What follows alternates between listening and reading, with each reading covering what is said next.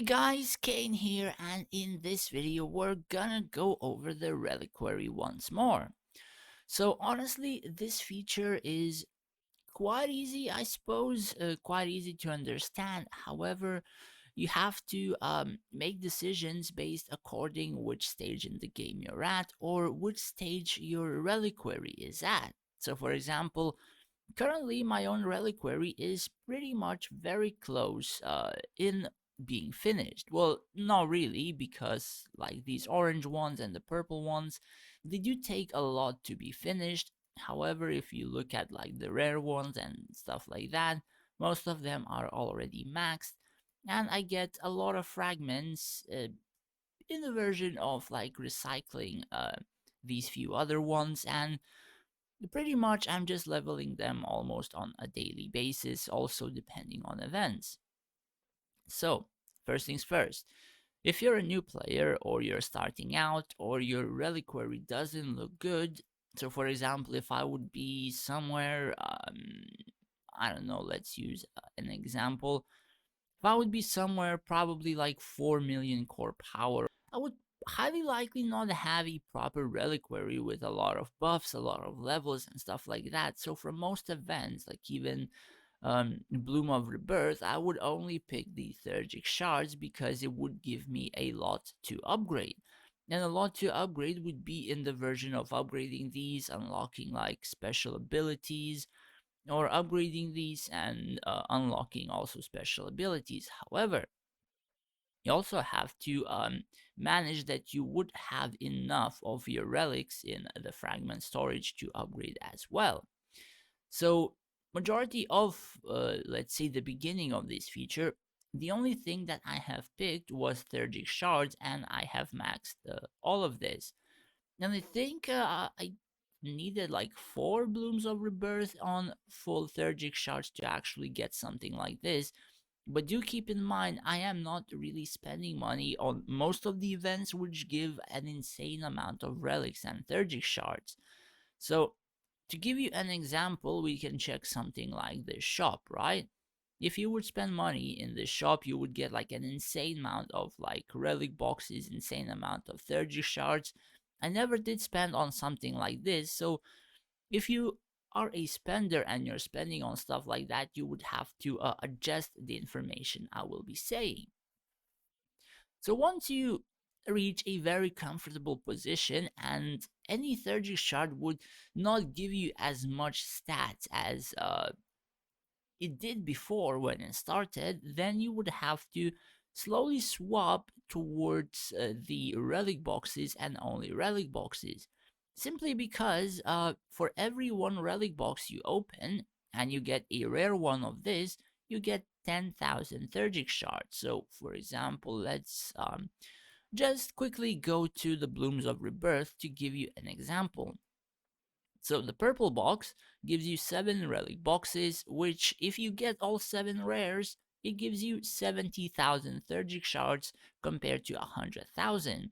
So this is why I said Theurgic shards are better, because you get more of them and you upgrade a bit faster. However, those 7 relic boxes might as well have an orange, might as well have a purple, which also increases the, let's say, the cost or the price of these few boxes, and also you get an ability to upgrade further and further.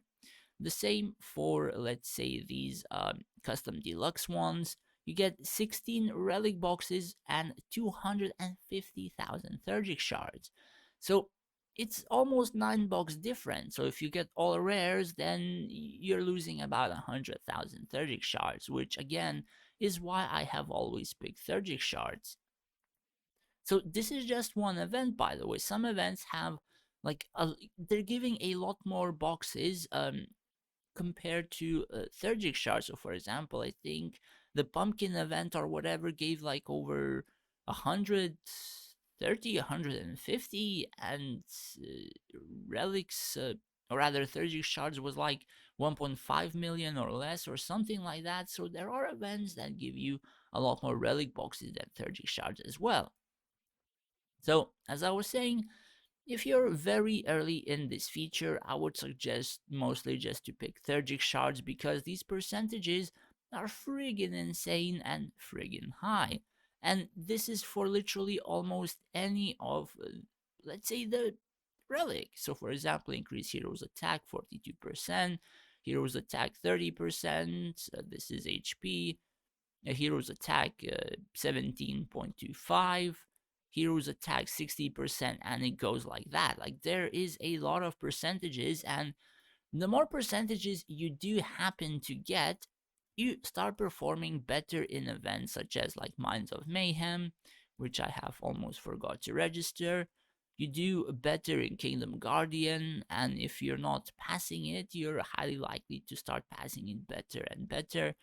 You pass Nightfire Monster better and faster and stuff like that. Like, they're just picking the Theurgic shards will essentially add you power, and a lot faster in terms of power. However, once you again reach the stage where I am in, the Theurgic shards will only add me a very small percentage in stats. So again, let me show you something like this, right? So I've reached 4 star in this rare relic, and it's giving me 1.5% per level, which is equal, or rather, it equals the same as leveling the orange, as orange is giving me 1.5% as well. However, it cost 55,000 30 shards, so if I would pick one box from the Blooms of Rebirth, I would get like 6% hero's attack, even though that number is quite good and quite high. However, you also have to remember that you still have to upgrade the other relics to finish the relic steal. And these ones give decent buffs, but as far as I'm aware, these buffs are not as high as, for example, upgrading something like this. I think like 23,000, or rather 23% attack will not add like a lot. I think it's like 23,000 attack in general or something like that. So yeah, if you are quite far in this feature, highly likely, or rather I suggest to only pick relic boxes, and only after that, if you cannot pick relic boxes anymore, would you pick the Theurgic shards. Again, simply because you want to upgrade these orange relics, and you're not going to get them without chancing and trying and picking up the relic boxes as it is. Unless, of course, you go through the money route and you buy them yourself. So, the relic steal. Now, this is going to be my own set, which I use for a PvP and essentially some events. Yeah, so I'm gonna remake right now quickly. Yeah, it's gonna be like this. Then I'm gonna pick the critical hit rate. I'm gonna pick the attack speed for the heroes. Honestly, I would pick the crit rate for the dragon. However, I need to activate this skill, and crit rate for the dragon, even attack speed is not going to mean much out of these unless I'm using a DPS dragon, which would then make the crit rate a higher value. Then I'm gonna pick stamina here, and then I'm gonna pick the evasion right here. Mainly because I want to activate this skill, and I don't need command, I need stamina. And the reason is because this skill is pretty much ass, even though it gives like 45% healing. Like, I'm playing a Rakan and I have a lot of healing, and units above 70% take a lot of damage reduced. Or rather, the damage taken is reduced by a lot, so basically this is a must have for me.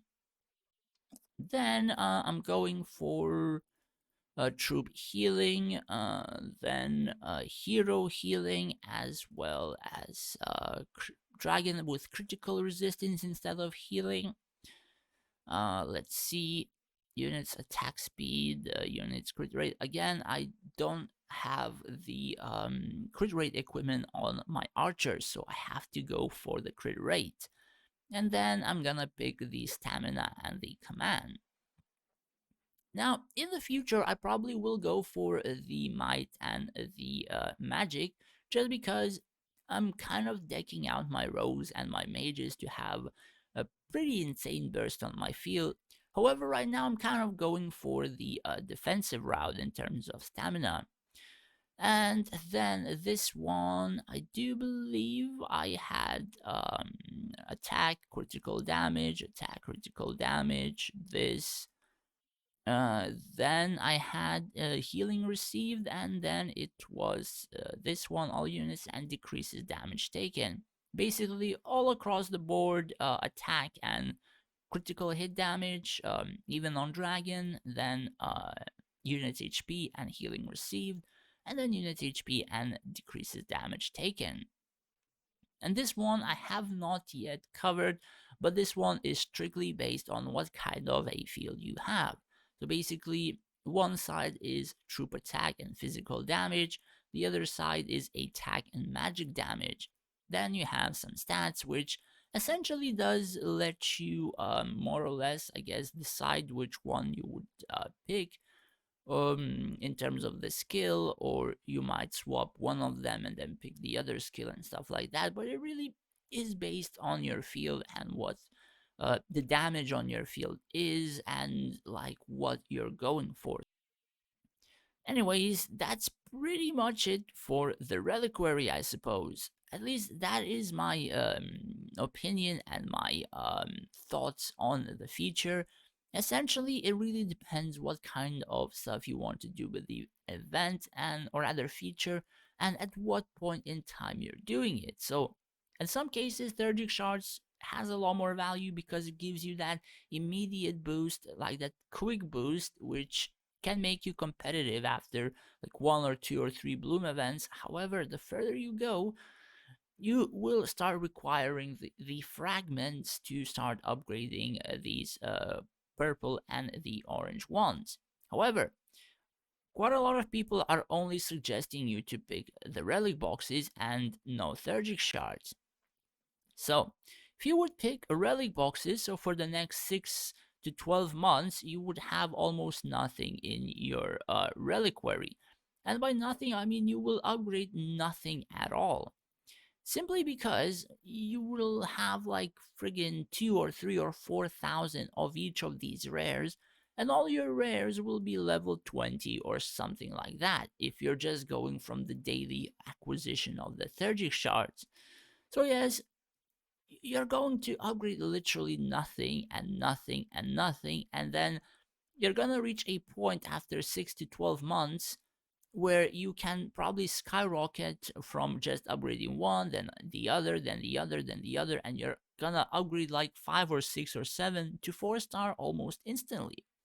However, you have to understand that if you're not really properly upgrading, you're falling behind your competition for the event. And if you're falling behind the competition, you're losing additional Inari. If you're falling behind, you're losing potentially even actually finishing events like Pinnacle, like Kingdom Guardian, like others. Potentially, you're not even ranking in top 3 in any of these events. And if you fall behind and you lose that Linari acquisition, the only way that you can acquire it is through purchasing. And the thing is, purchasing is one thing, but essentially, since I am playing without spending like more than $10 a month, purchasing is not really an option for me. So I would not suggest to pick only relic boxes if you're pretty new on the feature, or rather in a new realm and stuff like that. However, again, if you have upgraded so much, like me, then the relic boxes pose a lot more value for you trying to get these shards, as you can see here. Anyways, that's pretty much it for the video. Thanks for watching, take care, and stay safe out there.